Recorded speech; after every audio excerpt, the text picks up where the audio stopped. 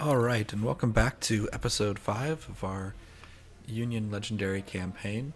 I'm showing on screen that what we purchased in the interim, picked up some majors to add to our new artillery units that we've been adding and sort of move around our officers a little bit. Also picked up some harps to fill our units to 1700. We've gone up to 4 and army organizations, and now we can get our troops up to their optimal size. Also pick up some Burnsides and some JF Browns. Those are going to be used a little bit later, as well as some good artillery like 14 pounders and Whitworths, which we're going to take advantage of. And then I just put the rest into our ammo count, so to kind of run us back down to 0. So we're going to have a little bit more ammo for this mission. And yeah, this mission allows you to bring 12 guys. That's going to make you almost even to him. Going to speed up this part as I spent a lot of time deploying here and then actually sending orders out. And the main concern in this initial part of the battle is he has some skirmishers on our side of the river, and we just kind of want to push those guys across to his side. I think the tempting thing to do when you first play this battle is to try to push across this river really aggressively, and that's just not necessary. You actually have plenty of time on this mission, kind of like the previous ones. So we kind of want to actually take advantage of this river and use it as a defensive line while some of our other troops come around here around the southern front and take the flag down there and sort of push across and surround his troops. So here you see I'm just trying to come at these skirmishers from all angles. I could have moved my snipers up a little bit farther, which would have helped, but ultimately this engagement works out. I just get a few hits on my cavalry, which are pretty acceptable losses. And I've sort of got all my artillery back there ready to go to kind of open up on these guys and hopefully lower their morale. I'm going to go ahead and have my troops run for this initial part of the battle just because I want them to get into position to fire on this infantry guy who's about to charge across the river. Again, the goal of this campaign, or rather not of this campaign, of this battle, is to really hit the enemy right when they're in the water. The units take a lot more damage that way, and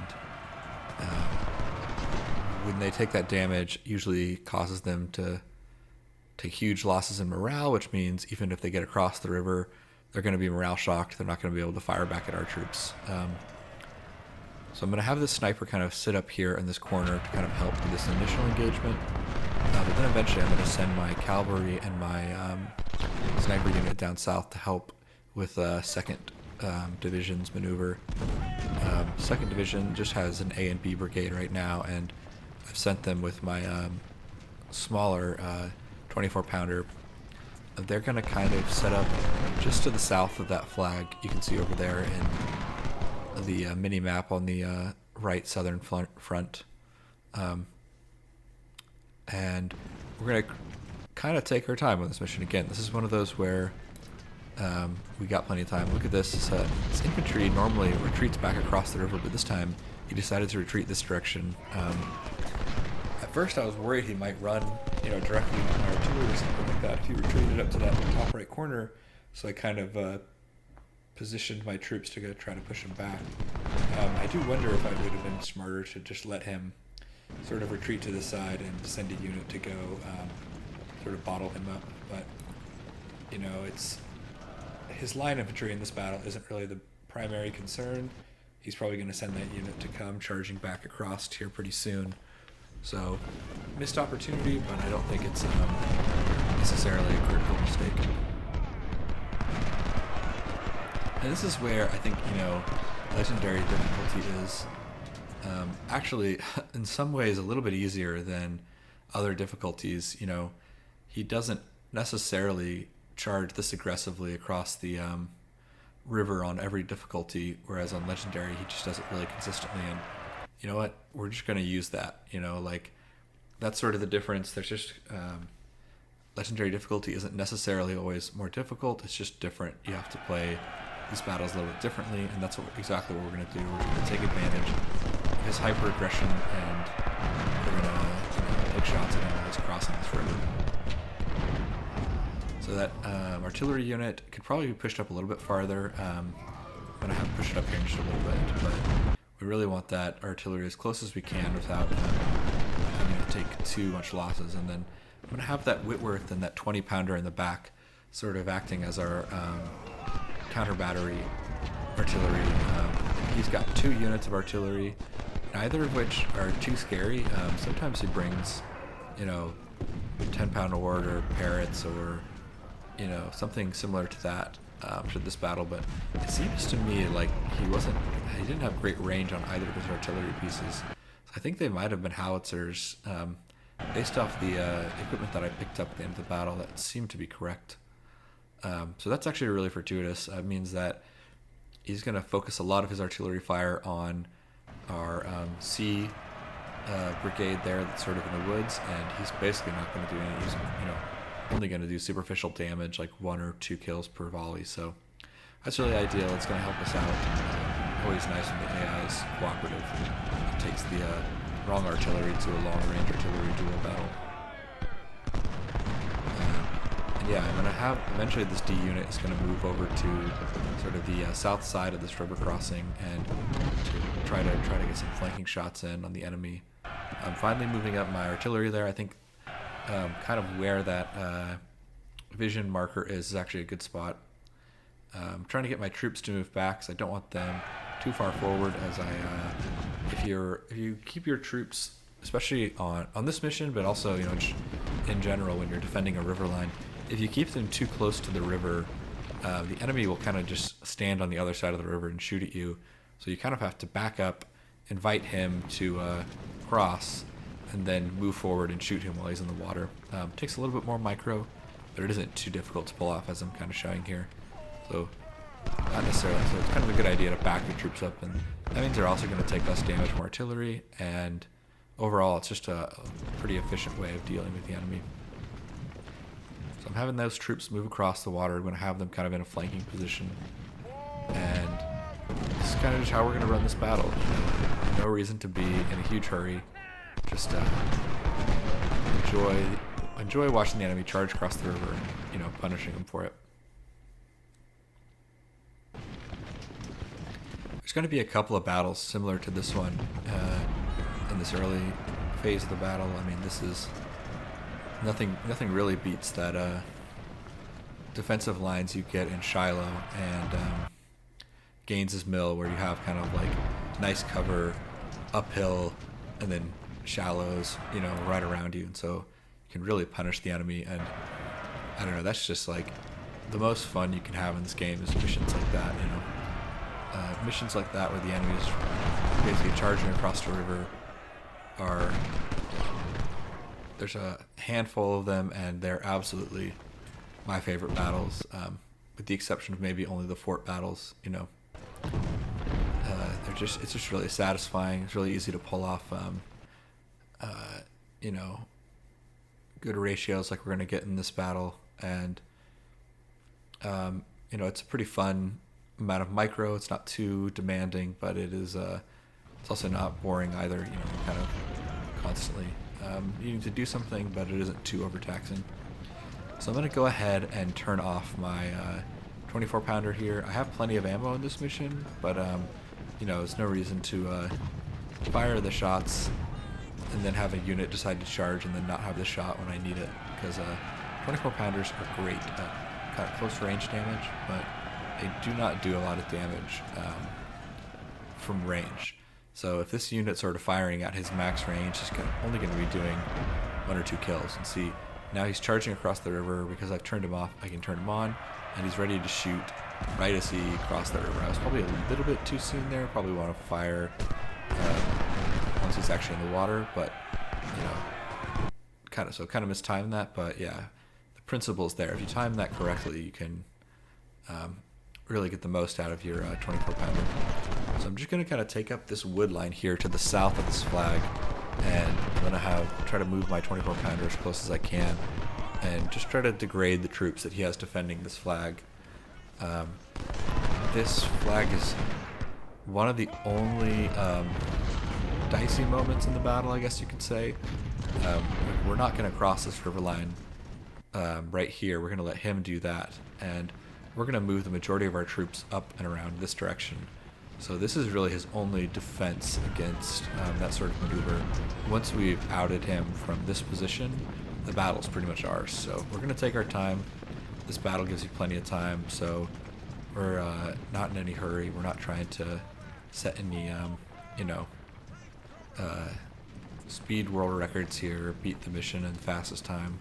We're trying to beat this mission with the best, you know, performance as far as like our KDR. So we're going to use the resource the game gives us. In this case, the resource is time.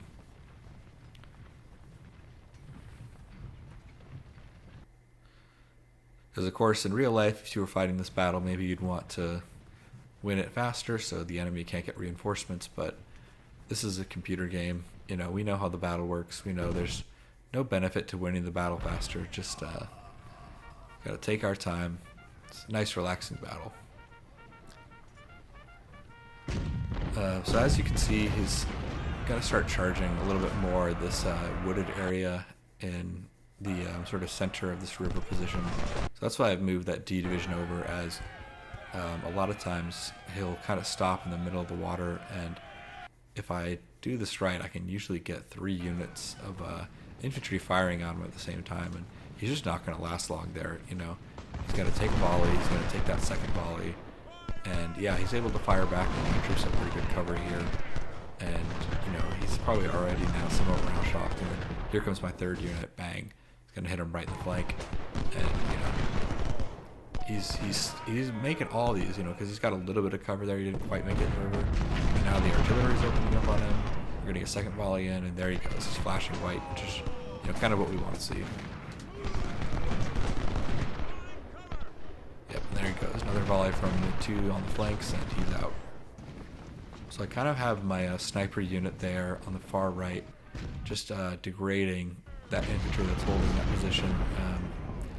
That's actually really, that works out pretty well. He doesn't rack up a ton of kills, but it's important to know that your units gain skills based off sort of the actions that they take in battle. So these snipers sort of sitting here, reloading and firing, and getting to kind of do this all battle is really going to grind up their skills and make them even more deadly in future battles when we need them. And we're hoping to get them to a tier 2 unit soon. The real benefit of getting them to tier 2 is they pick up a perk that allows them to have better spotting, and that spotting is really crucial. A lot of the battles are sort of vision battles, especially if the enemy brings a lot of his 3-star skirmisher units, and it's important that we spot them before he spots us. So any perk that we can use to increase our stealth, increase our spotting ability is going to be really vital. That's almost always going to be the case, that if that's an option, we're going to pick it. Especially for our cavalry, who is sort of not even necessarily a heavy combat unit, but who's primarily a vision unit. So I'm going to move my cavalry up here because I just kind of wanted to see if there was anything up here that I needed to see. But as you can see, if I move it too far away, I actually lose vision on those guys who are in the fort. Luckily, my unit can probably just make out the edge, so he's able to still shoot. But yeah, less than ideal. Probably can't move this cavalry unit too far away now. But you know, that's a good demonstration kind of how good, you know, cavalry are. That he wasn't even the farthest forward unit, and yet he's the one who's sort of getting all the vision for the team. So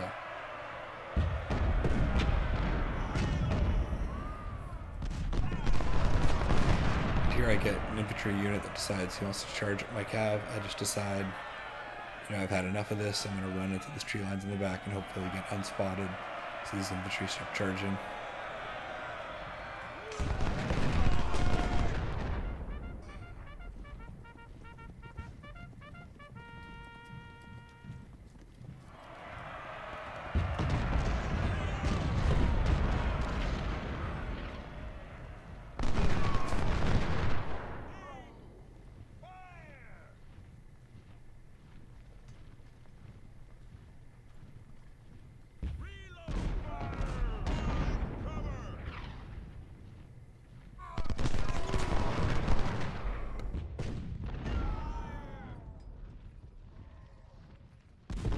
So yeah, we're just gonna. This part of the battle's a little bit slow, I know, but we're just gonna kind of take our time, slowly degrade him down. I'm gonna have my ammo wagon come up here and resupply my skirmisher unit before he runs out of ammo. And I'm trying to get this 24 pounder as close as I can so he can do as much damage as possible to this unit, but unfortunately getting him any closer is going to start to risk having the enemy charge us, so we can only actually get so far, and actually he's so far now that if an enemy was to charge at us, we would actually be in real trouble. So I backed this unit up as his artillery is starting to focus on this unit, and I want him instead to focus on this unit that's in the woods because he's got no protection. And here he comes. I can see him kind of moving these troops up, and I'm like, oh crap, here we go. I think about moving my D brigade, but I decided against it. I think in the end it would have been better just to bring him over. We're at pretty low risk of him successfully crossing the river at this point. We're definitely at risk of these units over here becoming isolated and charged down by newer, more experienced troops. So I think it would have been beneficial, but in the end, we're able to make it work, so. And here we go. I'm finally moving this guy over, but a little bit late. Look, here he goes. He's charging. My artillery's out of position. These units are fresh recruits, so they're not going to perform super well. They're not going to give him a volley that knocks all of his morale out, and they've got 42s at that. So I'm trying to use the fallback trick where you fall back, right-click on a unit, fall back again, but he's kind of not having it. He's dedicated into this charge, so we're going to get to some melee here. Luckily, it's just before he reaches the cannons, but we're able to fire off a volley and melee, and then boom, boom, there goes the 24 pounder right to his face. So we take some losses there, but in the end, these are fresh recruits. They're not that valuable, and they're using 42s, which are actually, have pretty decent melee stats. Nothing else. So they're fresh as well. They're not too tired. So, or at least they were when they started combat. So, it wasn't the best trade. It's not the kind of trades we're going to get into, but also wasn't a total disaster. And yeah, now he's taking volley after volley as he tries to run away.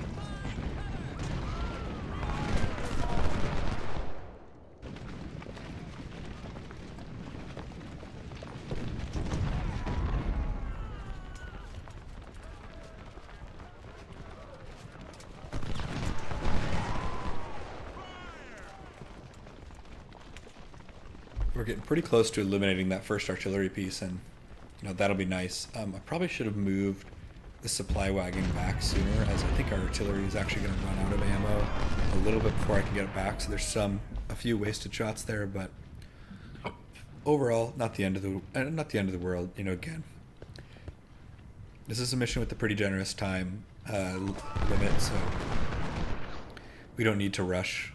If our artillery is firing a little bit slower than normal, that's all right. And I'm not sure exactly how, or rather, I'm not sure how these supply wagons necessarily work. I don't know if units receive ammo at the exact same rate regardless of how close they are to the supply wagon. I know obviously that it has this radius, and that if the unit is within that radius, they receive ammo, but I'm not sure, does there being a shallow there slow down how fast the skirmisher unit gets ammo? It's something I'm hoping to test sometime in the future, but for now, I'm going to try to move this supply wagon just a little bit closer to try to top this sniper unit up as fast as possible.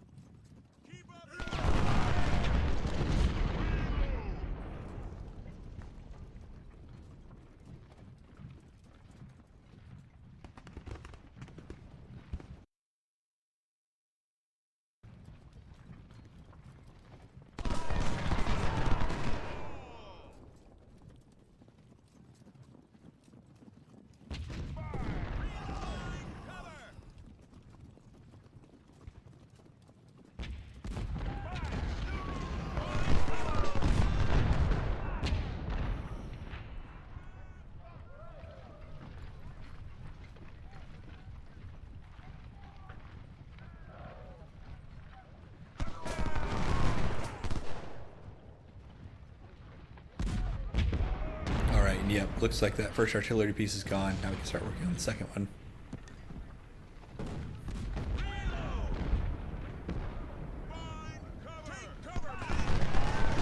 And it looks like he's going to move his troops sort of onto our right flank here, so I'm making some adjustments. A pretty cool thing's going to happen here. He has vision of my supply wagon, so he's going to try to chase after with his skirmishers, which is actually a huge gift. We're going to kind of bag those skirmisher units for free.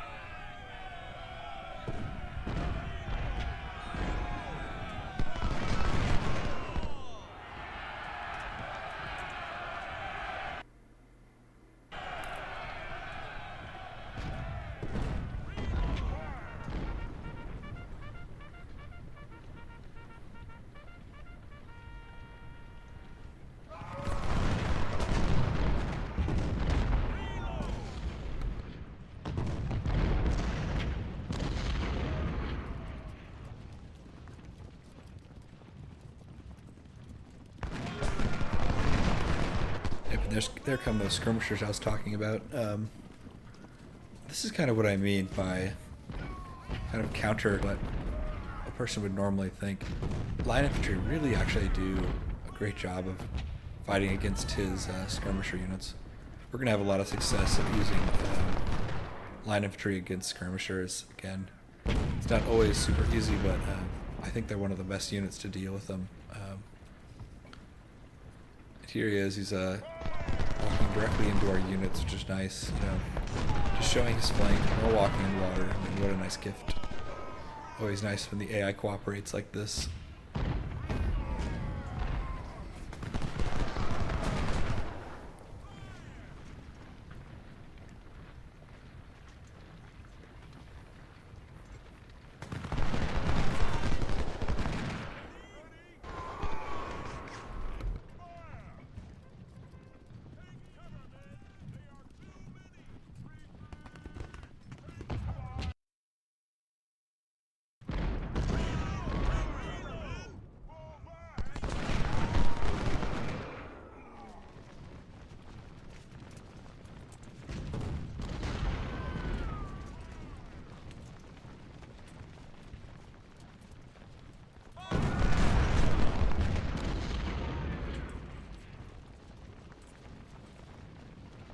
Here he comes again. He's trying to capture my supply wagon, but he ends up walking right into a delta between, you know, two units in the water.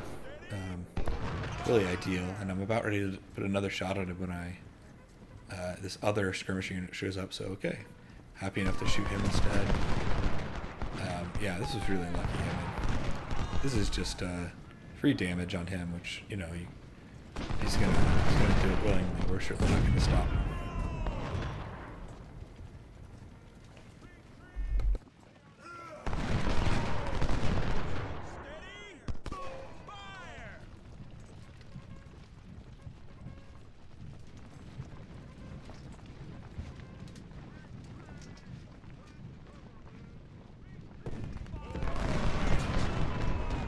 Alright, so I think it's time to start moving. We're going to move these troops forward and try to get into a position where we can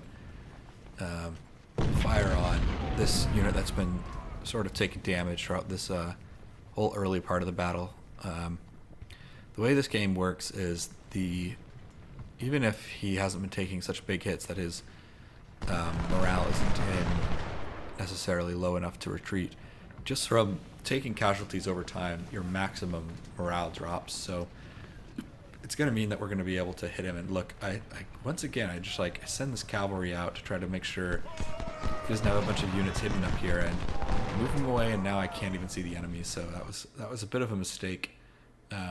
And I didn't notice that there was this second unit of infantry here, so that's going to kind of foil our plans. We're going to have to pull Brigade A back, which is too bad.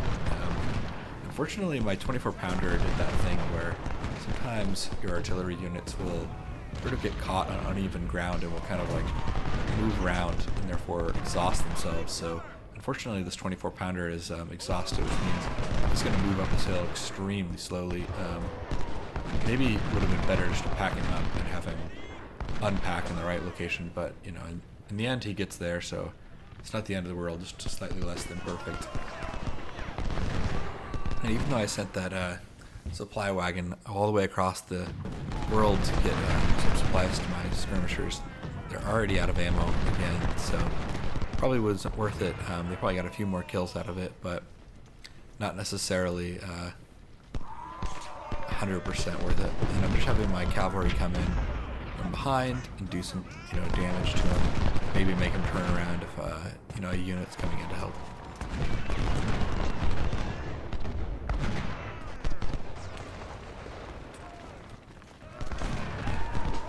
So look at this. He turns around to shoot at my cav and bam, 24 pounder hits him in the back and he immediately retreats. So this is great.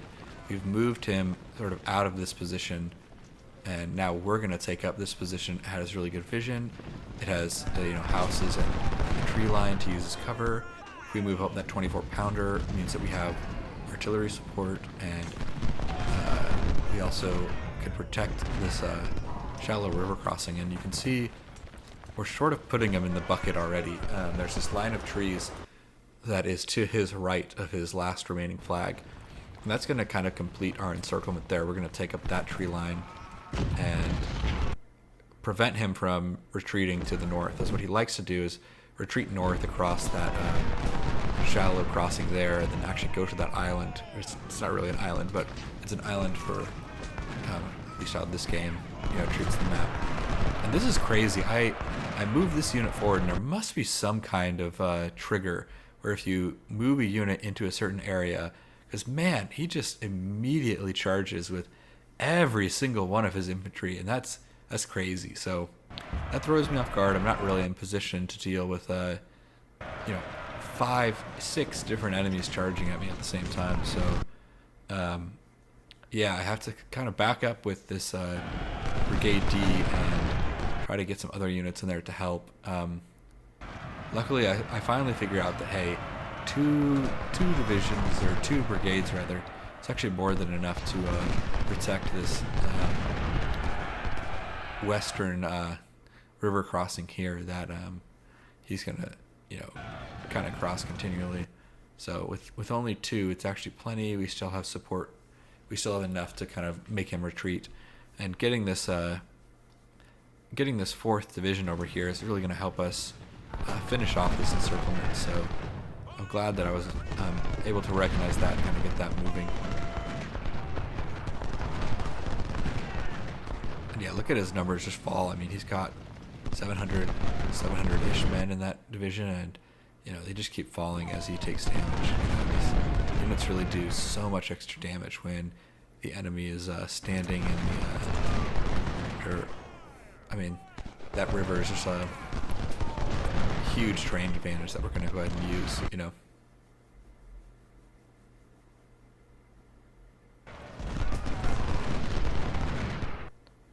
So I notice he's kind of starting to converge on this corner here, and we're just going to try to catch him in the flank as he advances down this tree line. Yeah, he's now he's charging down south. You know, I think there must be some kind of trigger that when you get too close to that area, so maybe it might be worthwhile to try to trick that earlier in the battle and force him to charge when we're in a little bit better defensive positions. Could be an interesting way to play this battle, I think, so to try to, you know, make him even more aggressive than he normally is, and, you know, sort of punish him that way. But all things considered, his artillery piece has gone ahead and retreated, so I was just checking that there. That's another reason why having that recon is so nice, is, you know, hey, he's still got an artillery piece out there somewhere. I don't know exactly where it is, but he's hiding it somewhere in the back, so I need to be on the lookout for that. And I'm going to have my artillery pieces focus on this artillery, as that's kind of the last threat. You know, his, oh, and there's his artillery piece that's showing back up, so we can hit it again. His cavalry is kind of the last threatening unit, as his infantry is all, they're probably not capable of getting out of this encirclement that we started to make. So it's only his cavalry that really could potentially cause us some issues by slipping out of their containment. And look, I move this one unit up and he gets slightly better vision, and we see he's got all of his units kind of right here in this corner, and they're not really sure what to do or where to go. So we're really going to capitalize on that. We're going to try to push these troops around and hopefully make them break. We've got a second group coming in here, so now we have 3 units sort of firing in on this location. Maybe it might have been smarter to move the 24 pounder a little bit closer, but it's still doing a lot of good work. And it's all these enemy units are starting to get really fragile. So now that the artillery is all ammoed back up, I'm going to have the supply wagon do one more trip to try to get a little bit more ammo to our sniper, as we do want to be leveling that unit, so the more ammo he has, the better. And look, man, his cavalry charge right to the water. We're able to get multiple volleys on him, and he just drops so low,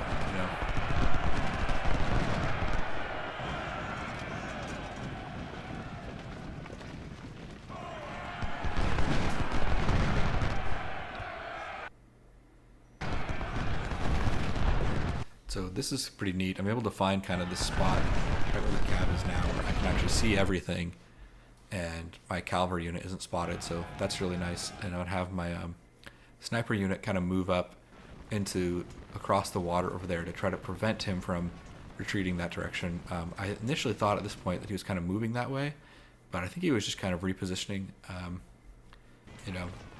This is AI does some strange stuff when you don't really do what the game developers intended, and just move across this river. So we're going to take advantage of his confusion and try to punish his mistakes. So that cavalry unit's down to 200. You can see his arty is down to 100. It's probably about half its strength. We're getting pretty close to eliminating kind of all of his specialist troops.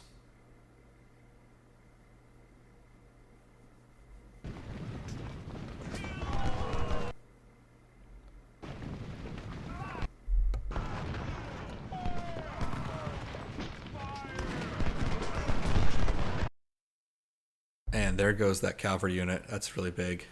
Having my long-range artillery continue to focus on his last artillery unit. He's going to drop below 100, and he's not going to be able to last much longer. So it's just about containing these units, preventing him from crossing. While I move the rest of my troops sort of in position, we're going to take up that wood line. And once they do that, this battle's pretty much over. He's not going to be able to, defend when he's completely surrounded, and he's out in the open, and we're all in cover or behind a river. So here he goes. He's down to 93. We're getting a little bit closer. Really hoping to take that artillery piece out as soon as possible. Gonna move the 24 pounder up so that we can kind of disincentivize him from moving east towards our units there, and instead try to push him to the west towards that river line.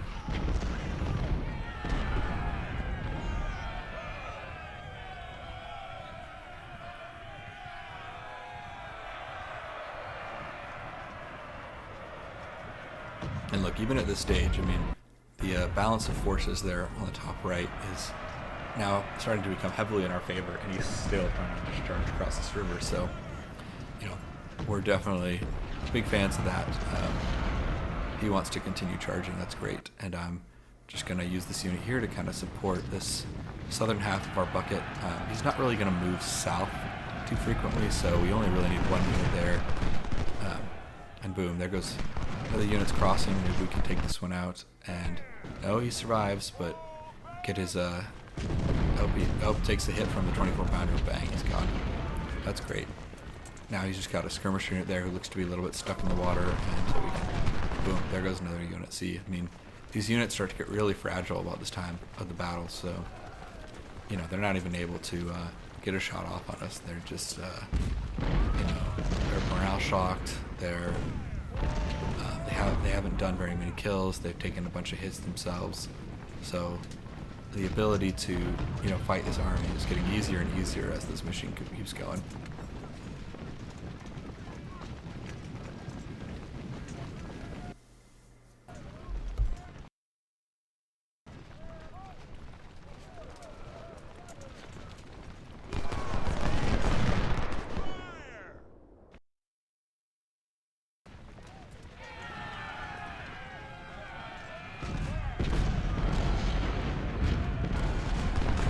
And it's important, again, I say this a lot, but not to get too aggressive. This is the part of the battle that where you should be able to really rack up the KDR. So if I'm being cautious, it's only because, there's no, I don't want to throw away this advantage that we've built. We've kind of got his infantry right where we want them.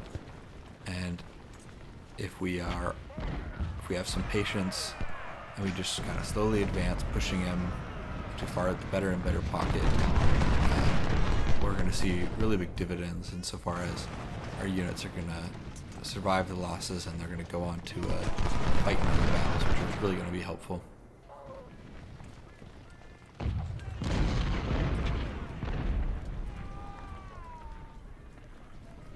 And the all of his units kind of face in the wrong direction. This is kind of how this works. It's just like if he wants to face south, we're going to advance from the east and west. If he wants to face west, we're going to advance from the south. Just hit him, make the game as hard as possible for this poor AI, who just has no idea how to deal with this enemy onslaught.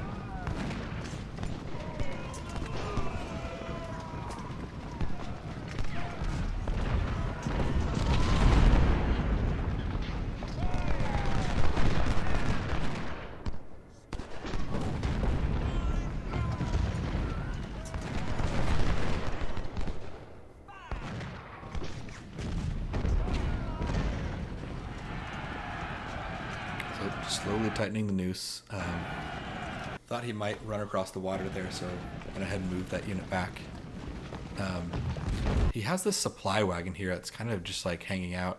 I was trying to see if I could get in there and take it. It probably doesn't have a ton of supply left, so it isn't a huge priority, but so for that reason I end up kind of risking my cavalry unit here, and I think he doesn't take that many losses, but I think he goes from 11 to about like 25, 24 hits. So I think it might not have been worth it, but because we don't end up kind of a spoiler alert, we don't end up getting the supply wagon. So he just kind of keeps bouncing it around right there where he has units. So it never quite makes sense for us to charge in, but nonetheless.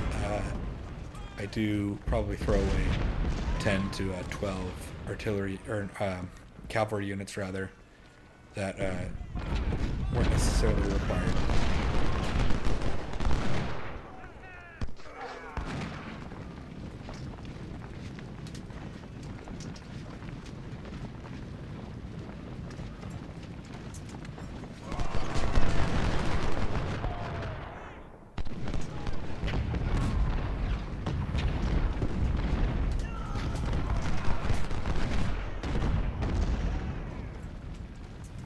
So just slowly moving in. Again, we're not going to cross this river, because if we cross this river, now we're the ones in danger of taking the hits. And it's also important that we don't actually trip this flag.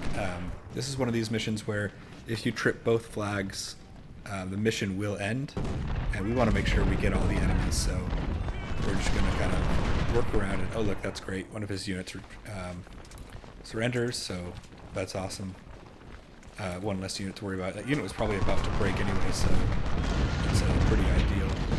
And here's where I make the move with the cavalry, and I turn off their ability to fire because I don't want them shooting the supply wagon. I just can't quite get an angle to get in on this guy. This other infantry kind of just hangs around the center and ends up getting some shots on my guy, and so I'm like, okay, I need to pull out of here.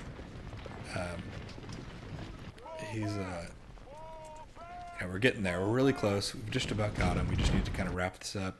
And that's why it doesn't make sense. I mean, I probably could have picked it up here if I was a little more on my game, but unfortunately, his units start retreating in that direction, so I'm no longer able to pick it up for free.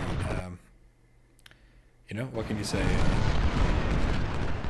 Tried to grab this supply wagon. Probably cost me more than it was worth. Because, you know, at this stage in the battle, it's probably only going to have 1 or 2,000 supply. You know, it's if that. You know, so not necessarily worth it. But here we go. Unfortunately, here it's my own artillery doing damage. My artillery is hitting this unit, and it's doing splash damage to my cow. So I'm kind of frustrated with that, and I pull him back.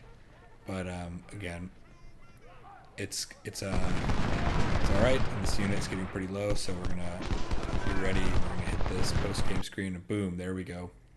So as you can see, 10,000 on the enemy, almost 10 and a half basically. We're only 580 bars, which is a final KDR of 18.12. You can see all the units here. Only that B division really took big losses. Everyone else less than 100. Really, really great. I mean, that's going to be a lot of experience without, a lot of experience. We picked up some good guns here, some Springfields, some Lorenzas. We're going to make use of all those. Even picked up a few of those 12-pound howitzers that he was using. So overall, just a great battle, great results. Really, really happy with it. We didn't lose any officers, as you can see here. And in fact, 2 of our starting officers were promoted to BGs, so that's going to be really great.